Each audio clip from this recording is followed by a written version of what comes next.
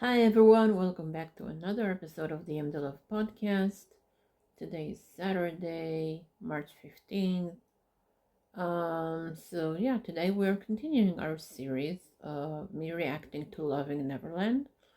As I said before, this is the second time I'm watching, but this time I'm gonna give my input on it, my opinions, my thoughts, etc.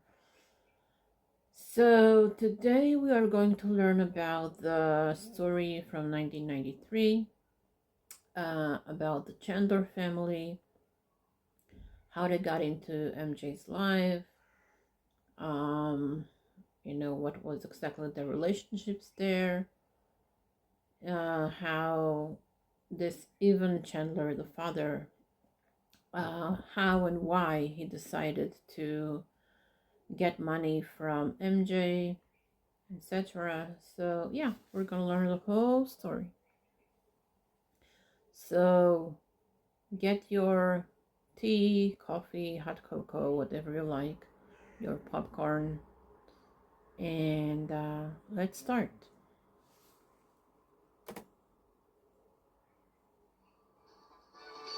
Tonight on Hard Copy, explosive new charges against Michael Jackson. Tonight, Hard Copy's Diane Diamond reveals the exclusive details behind the child abuse allegations. The official documents that I've seen include a very detailed account of just what this 13-year-old boy says happened to him. Entrance, she's saying what the boy says happened to him. She didn't say proved. They never proved anything. He just said just the story, like all the other accusers from all over the years. They're just saying this thing happened. No one actually proved anything because they can't. No one can prove a lie. Okay, let's continue. The case was, however, settled out of court, which many media outlets publicized as hush money. It was only later that it was revealed that the father of the boy had a hidden agenda against Jackson. That father is Michael even Jackson Chandler. met Jordan Chandler in 1992 after the star's car had broken down, and he went to a nearby car rental agency that was owned by the boy's stepfather, David Schwartz. From then on, a friendship and close relation developed between the star and the family. There were rumors that Jackson was thinking of settling down with the mother, June Chandler, and adopting her son Jordan and his sister Lily. Jackson used to shower them with several gifts. He gifted June an expensive bracelet, which wasn't merely a bracelet, but a prisoner of love bracelet, which comes with a key. It's given to a woman on a very special occasion, when a man wants to convey to her that he is locking himself up with her in a kind of a solemn ritual. Wow, so this is really tragic. That is a part that I didn't know of. I know it now because I've seen it before, but I didn't know he was romantically involved with the mother. That he actually had feelings for her. He wanted to have a family with her. He was willing to adopt both of her children, and I'm guessing he planned on having more children with her. So yeah, that makes the whole story even more sad. And it makes me think that that is another reason why even Chandler got so mad, because he saw his ex-wife moving on and being happy without him. That guy was just textbook narcissist, and they just can't stand to see somebody else being happy without them. And they feel like, if they're getting to enjoy something, then he should enjoy it too. Or, so yeah, the whole thing, it gets a little deeper. Yeah, it's kind of sad. It is interesting that it looks like MJ doesn't really have a unique taste in women. I mean, he loves all kinds of looks. I mean, this Joe, what's her name? I forgot. But anyway, she looks half Asian something, I don't know. It's like, it looks like he likes all looks, you know, as long as they're pretty, of course. Okay, let's continue. In fact, June was the only one who actually accompanied Michael wherever he went, though no other woman in his surrounding ever did it, and that too, so openly. Except for his future wives Lisa Marie Presley and Debbie Rowe. She was the first woman to stay with Michael in his hotel suites, and accompany him to many places of the world, including the official ceremonies. He even introduced her to the royalty by taking her and her kids to a party thrown by Prince Albert of Monaco. Okay, so he introduced her, so that says to me anyway that they were a couple, you know? So, yeah, like I said, this makes everything even more tragic because he had feelings for the mother. He already visioned himself as, you know, part of this family, like being the father of this family. So when everything ended, it's not just the allegations, it's like the whole dream just broke, you know what I mean? So yeah, that's really sad. Okay, let's move on. Michael, for quite some time, stayed in June Chandler's house, and used to arrive there every day in time for the family dinner, and help Jordan to do his homework. If this was supposed to be his family, it was a natural thing for him to treat Jordan like his own son, and Lily like his own daughter. However, his increasing closeness with the family didn't go down well for Jordan's biological father, Evan Chandler, who was divorced from Jordan's mother for 7 years. According to June, Evan did not spend much time with his son. He was rather busy writing screenplays, and was... Yeah, so that's another story that is a detail that is very, very important to the story. Even Chandler, the biological father of Jordan, pretty much ignored Chandler, and he was basically just was busy with himself, his own life. It doesn't say if he got married again, if he has other children from other women, I don't know. But basically, he never really paid any attention to his biological children until he heard the name Michael Jackson. Because Michael has something that he wants. Money. So, yeah. And that's how it starts, basically. Let's see. Let's continue. Was an abusive man with a haughty temper. He was absent in their life until Jackson started spending more time with them. The moment he learned about his son and wife's increasing closeness to Michael, he reappeared in their lives and took it as an opportunity to fulfill several demands. He asked Jackson to build an addition to his house, to help him with his screenwriting career, and make him a partner in his movie company, all of which Jackson declined. This is when Evan suddenly started suspecting Jordan to be sexually abused by the star.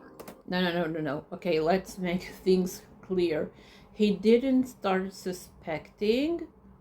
He started, manipulating the situation, and he started making plans on how to extort MJ because he wanted MJ to invest in a movie that he made. I believe it was about Robin Hood, and MJ's advisors advised him not to. I don't know why.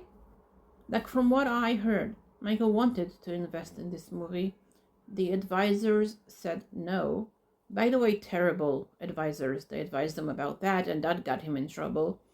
And then they advised him, if it's the same people, to pay him, to just give him whatever he wanted, and instead of going to court and fight for his good name.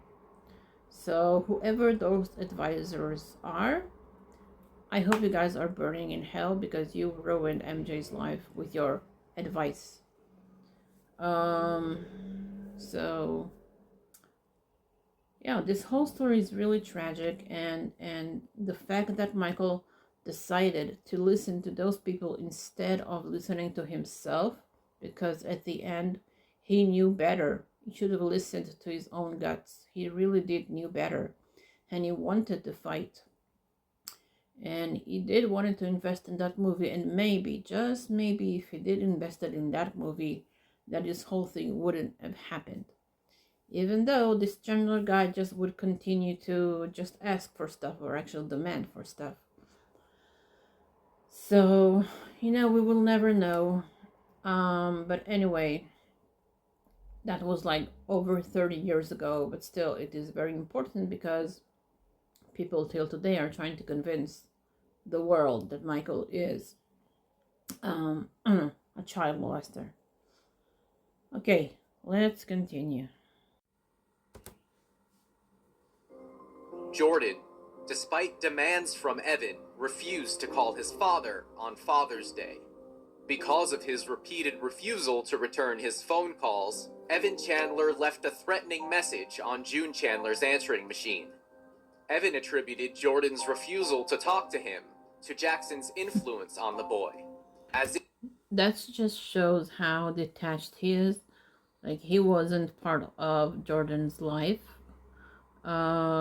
I doubt, and this is just, a guess, but I think it's pretty realistic.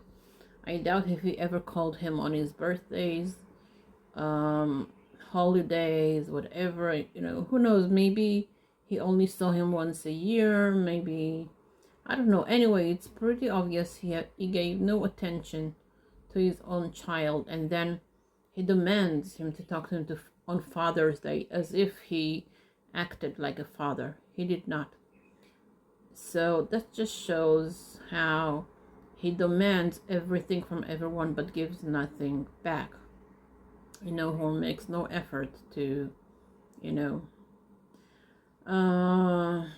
okay. This man is just pure evil. And then I have something to say about him committing suicide a short time after Michael was pronounced dead, but I'm gonna leave that to later. Let's continue. Evan's mania, threats, temper tantrums, and weird sexual suggestions and questions would not be enough to alienate a child.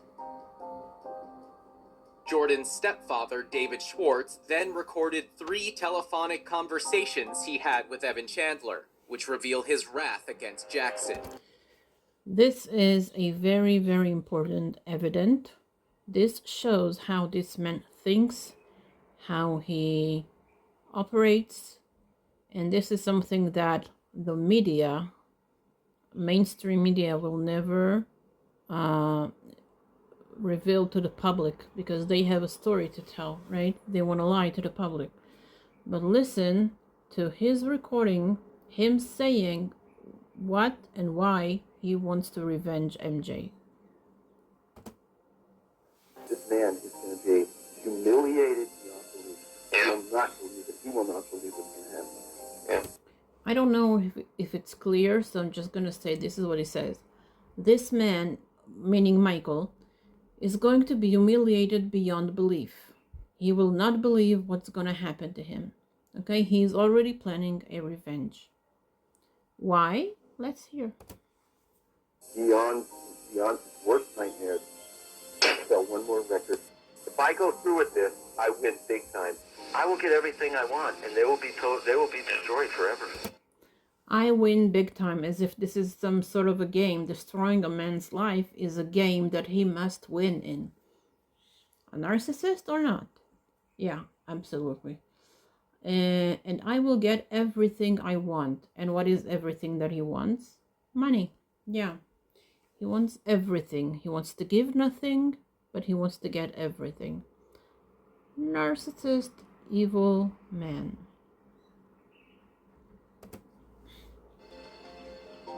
Rather than obvious concern for his son, it was Evan's hurt ego and jealousy, which was vividly evident throughout the duration of the recorded tape. To tell you the truth, Dave, it would be a lot easier for me and a lot more satisfying to see everybody get destroyed, like they've destroyed me, but it would be a lot easier. All I can think about is I only have one goal, and the goal is to get their attention. That's it. That's what he wanted. And for him to claim that they destroyed him, how? By not giving him what he wants? Do you give people what they want? I mean, do you give attention to your child? Do you spend time with him? You were like the worst husband from what I heard, and the worst father. But that's exactly what a narcissist is. They never see what they do to others. It's everyone's fault. How they behave is everyone's fault, not theirs, never theirs. So, yeah, like I said, this guy is textbook narcissist, and unfortunately, those kind of people keep finding their way to MJ's life. Because you know what? MJ's with his sweet personality, those kind of people are exactly the kind of people who keep falling for those narcissists. You know, they are easy targets. And it is very sad, but it is reality. Okay, let's continue. Evan then goes on to complain that Jackson stopped calling him. There was no reason why he had to stop calling me. He could have called me. So why do you think he's not nice? Why? Because he broke up the family. That's why. Oh, Michael broke up the family, not him, who divorced Jordan's mother, who ignored everyone, who gave them no time or attention. It was MJ's fault. MJ showed up in their life 7 years after he divorced June, right? So how exactly is it MJ's fault? See? It's never his. It's always somebody else. Always. Evan further divulges to David Schwartz about his plan for an extortion attempt. There are other people involved that are waiting for my phone call. I paid them to do it. They're doing their job. Everything is going according to a certain plan. That isn't just mine. There's other people involved. This attorney I found, I interviewed several, and I picked the nastiest son of a bitch I could find. All See? This is what he wanted, revenge. So he says, I found the nastiest son of a, I'm not gonna say the word, I could find. Like he wanted like someone evil at least like him, and so they could together come up with a plan on how to destroy a man that all he ever did is not give even Chandler what he wanted. This is insane. he wants to do is get this out in the public as fast as he can, as big as he can, and humiliate as many people as he can. He's nasty. He's very smart, and he's hungry for the publicity. Once I make that phone call, this guy's just going to destroy everybody in sight. Any devious, nasty, cruel way that he can do it. And I've given him full authority to do that. He'll be a... Wow, that man.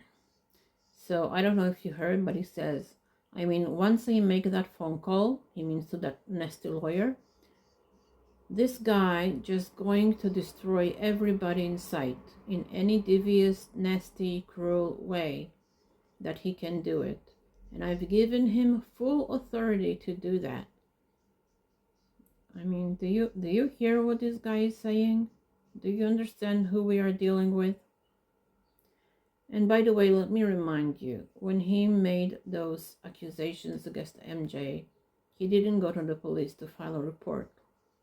He went straight to a lawyer to see how he can get money from Michael. That should tell you something. Okay, let's continue. a massacre. I don't get what I want. This attorney was... See? It's again about him. It will be a massacre if I don't get what I want. It's about him, not about his child. He's not saying anything about Jordan. He's not saying, I'm going to get everything to, to heal my son. He's not saying anything about his son being traumatized, his son being abused. Nothing. He's not talking about his son at all. Have you noticed? He's not mentioning him. It's not about the child because nothing happened to the child. He's just using Jordan to get what he wants. Jordan is a tool. In this story there are two victims, Michael and Jordan. But yeah, this story is just really, really sad. But it's important, like I said, very important to learn exactly what happened. Okay, let's continue. Let's see who is this nasty lawyer that he found. Barry Rothman, who Evan hired as a catalyst for his plan. This is the same lawyer who, in 1992, represented a client in a custody battle, who accused her estranged companion of molesting their child, which the man denied. When Rothman was fired by the woman, he went on to represent the man's company without notifying his former client. For this, Rothman was disciplined by the state's bar. Evan threatened to set the plan in motion if Jackson, June, and Jordan don't appear at the meeting on... You see why a lot of people don't trust lawyers or don't like lawyers? Because a lot of them, I'm not saying all of them, but a lot of them, they're not using the law to fight justice. They're using the law to destroy lives. And a lot of them are doing it in the nastiest ways possible. So, yeah, like he said, this evil Chandler, he did found the nastiest lawyer he could find. So, let's continue and see what happens. July 9th. I'm going to torture them, Dave. Because that's what June has done to me. She has tortured me. David Schwartz and June Chandler handed over these tapes to Anthony Pellicano, a private investigator working for Jackson's lawyer. Pellicano, without Jackson being present, asked the boy very specific questions about whether he had ever been molested or inappropriately touched by the entertainer. The boy repeatedly denied any wrongdoing and said his father only wanted money. You see, Jordan told the truth. He absolutely told the truth. But I guess, later something happened. Maybe his father threatened him. Who knows what he said to him. I guess I'm hoping that one day Jordan will feel confident enough to share his side of the story, the truthful side of the story, so that we will have the missing pieces and to, of course, have justice for MJ. Somebody needs to tell the truth about him, and when he says it, it's gonna mean so much, especially now when there are people who just won't stop trying to get money from MJ in that way. Okay, let's continue. Later, Evan gains the custody of Jordan for only a week, but refuses to return him to June. That's when... So basically, he kidnapped his own child. He gets him for 1 week, just 1 week, but then he decided, no, he will keep him, and he's going to use him as a tool to get money from Michael. Jordan now claims that he was molested by Michael Jackson. But what does Evan do? Instead of reporting to authorities, he reaches out to Jackson, demanding $20 million to not turn to authorities and not go public with the allegations. Jackson, however, declined this demand. Exactly. This is a very important detail of the story. Michael said no. His first reaction was no. And then later, we now know his advisors had advised him to just settle this case, give this man whatever amount he asked for, and just move on with your life, go on tour, continue to work to make money for everyone. Apparently for them, the money he makes was more important than his good name, to fight for his good name. And this is again another unfortunate story where Michael didn't stood up for himself. where he knew what was the right thing to do and he didn't do it. And then later we know from Tom Azaro, we know that Michael regretted that decision. And that's why he fought in the 2005 trial, because he wanted to fix what he did in 93. And like we know, he was acquitted in 2005.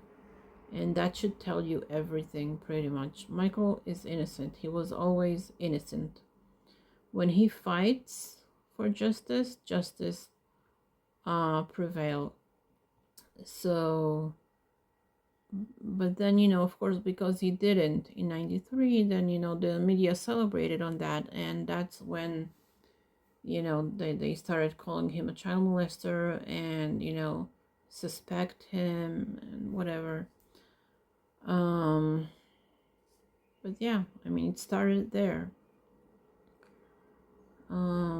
Okay, let's continue with the whole Chandler story.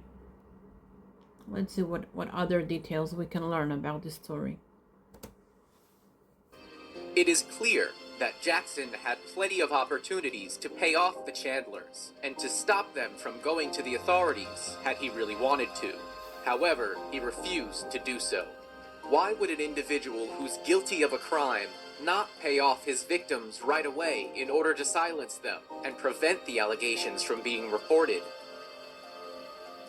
After June's intervention, the court ordered Evan Chandler to return the boy to his mother.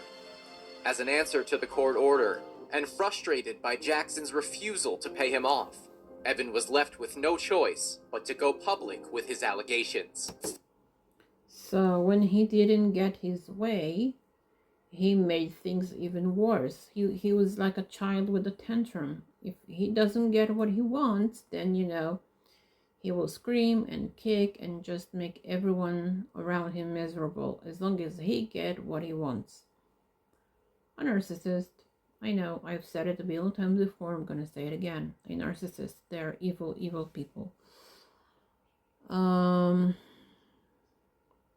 Okay, now they're going to show this video where Michael is rehearsing for a concert and he breaks down. And I've seen it a few times and it kills every time. But let's see how they describe it here in the documentary. Jackson was seen with teary eyes as he broke down during his rehearsals for the upcoming concerts when he was made aware of these allegations. Yeah, I'm just gonna watch. Yeah, so he wanted a little bit of a break. I think he wears his sunglasses, I guess, so that people won't see the tears. And he sits on the stage and he tells them, I'm just gonna watch. I guess he needed a little bit of a break.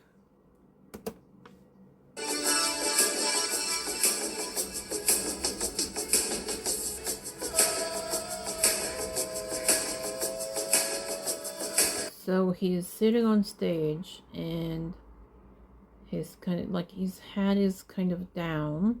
He is obviously upset. I don't know if he is crying because we can see his back, but he is obviously upset.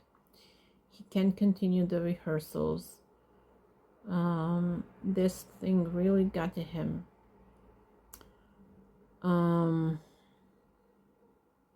Yeah, let's just continue a little bit.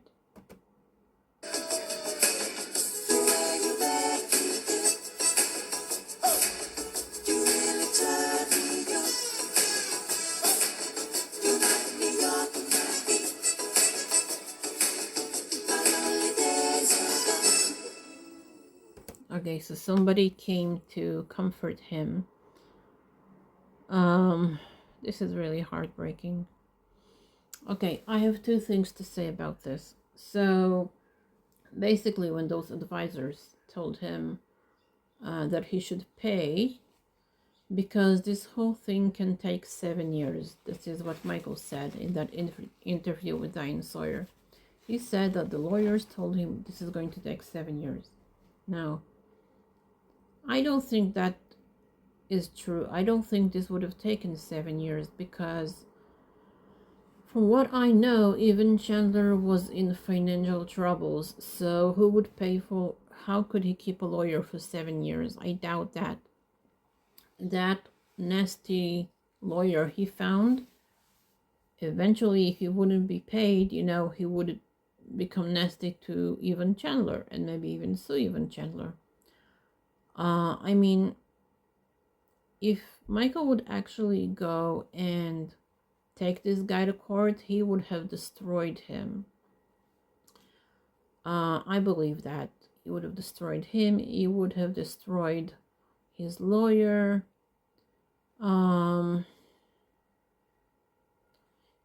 This thing wouldn't have lasted 7 years. It would have lasted maybe a year, maybe 2, okay?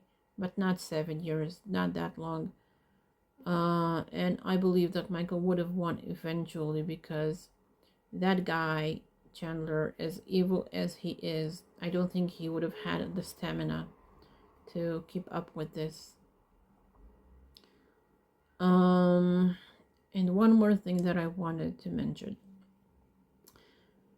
So this evil Chandler, I'm calling him evil, he committed suicide 2 or 3 months after Michael was pronounced dead.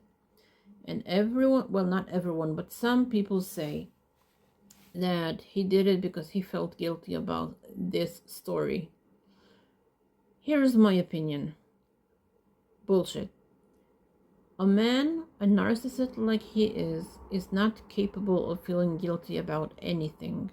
I believe I've said it before, maybe in another episode of the podcast.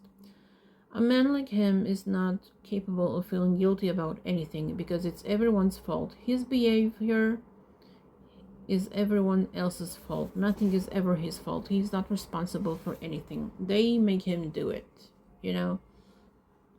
So for him to commit suicide in that time that he decided to commit suicide, which, by the way, good riddance, I don't think it has anything to do with that story. What I believe is he did it because he got himself in some sort of troubles where he didn't know how to come out of it. Maybe he was in financial troubles. Maybe he found out that he was sick. Maybe he couldn't deal with the fact that he was aging. I don't know, he was in his 60s back then. I don't know. Whatever reason that was, thank God he's gone. I do not believe it has anything to do with this story. I think he got himself in a problem where he couldn't get out of, not in his ways. Like, his ways didn't work anymore for him. His personality didn't help him at all. And he couldn't blame anyone for whatever trouble he was in. So he decided. Okay, well, this whole story is just really sad.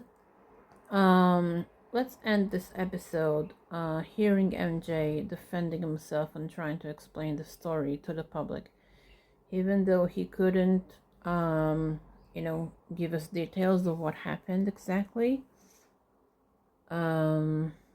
But yeah, he is trying to defend himself with the limitations that he had. There have been many disgusting statements made recently concerning allegations of improper conduct on my part. These statements about me are totally false. As I have maintained from the very beginning, I am hoping for a speedy end to this horrifying experience to which I have been subjected. I have been forced to submit to a dehumanizing and humiliating examination by the Santa Barbara County Sheriff Department and the Los Angeles Police Department earlier this week. They served a search warrant on me which allowed them to view and photograph my body, including my penis, my buttocks, my lower torso, thighs, and any other area that they wanted. So basically, the police, without knowing anything, already decided that he is guilty. They judged him without having any evidence. They decided he is guilty and they humiliated him. And that was just horrible. And there is a story which I am hoping is not true because no one really confirmed it. But there is a story that those police officers just kept showing the pictures of MJ's naked body to other police. Like everyone was watching those pictures. They didn't keep his privacy. They didn't keep his respect. They had zero respect. And again, because they decided he is guilty. I don't know based on what. It is inhumane, unprofessional. I mean, haven't they met liars before? They just decided that someone shows up, tells a story, and that is the absolute truth. Is that how it works? I mean, that's basically what the media did, right? They heard a story and they decided to celebrate on it. True or not, they decided to celebrate on it. And that is really, really the tragic part of this story. No one knew anything, no one had proof, but everyone decided that he is guilty because it's entertaining. Lies are entertaining. That's just crazy. Oh, okay. I think we're gonna end the episode here. And I will continue most likely tomorrow. And I don't know if I'm going to continue here or we're going to move on to part 2. And we'll see. I don't know. But anyway, this is really hard. Thank you guys for listening. We have a long way to go. We're going to learn the truth of what happened. And we need to prepare ourselves because there's another battle coming with these two shitheads from Living Neverland. Yeah, we're gonna fight. We're going to continue and talk about the truth, fight for the truth. Okay, so thank you guys for being here. I'm gonna talk to you very, very soon. And please let me know, what do you think of this series? What do you think of this episode? Is there anything that you feel that is important to talk about? Are you someone who used to believe that MJ is guilty, but then you've learned the truth? Or what are you doing to defend MJ? Why are you defending him? Share your story here in the comment. I would love to hear your story. So again, thank you guys for being here, and I will talk to you soon. Keep love alive, and most importantly, keep Michaeling.